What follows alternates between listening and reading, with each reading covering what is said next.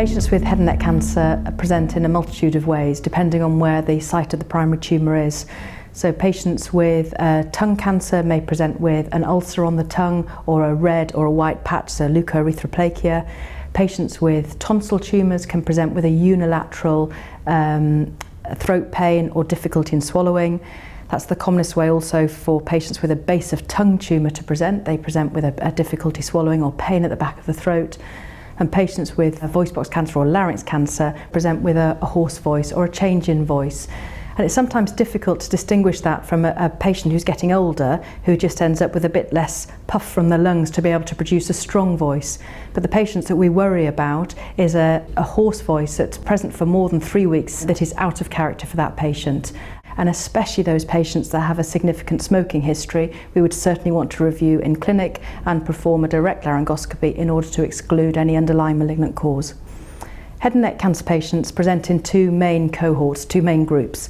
The traditional patient, which makes up 70% of our head and neck patients, are patients that generally have a history of smoking and drinking. The new cohort coming through, the 30%, is patients who have been affected by a virus called human papillomavirus or HPV, and that makes up now 30% of our patients, and it's increasing year on year. The HPV patients are normally affecting the oropharynx, which is the tonsil and the base of tongue. And these are generally younger patients. They haven't got a significant history of smoking or drinking, although they can have, and they present often with a lump in the neck. That's the first time they're aware of the fact there's something wrong.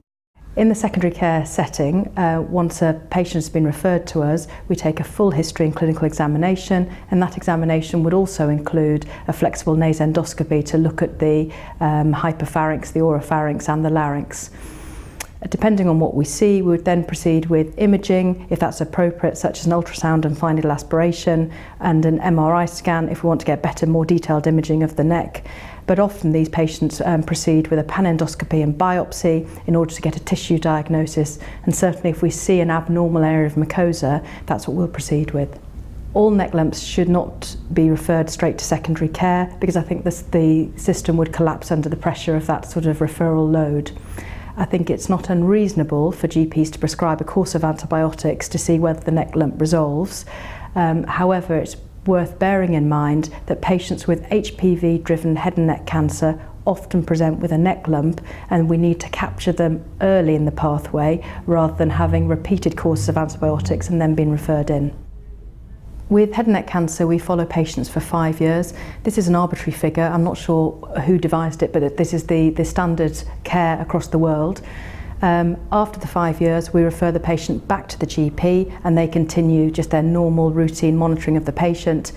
Clearly, if there are any problems or concerns, we're very happy to review the patient, and they just slot straight back into the head and neck clinic without a significant delay.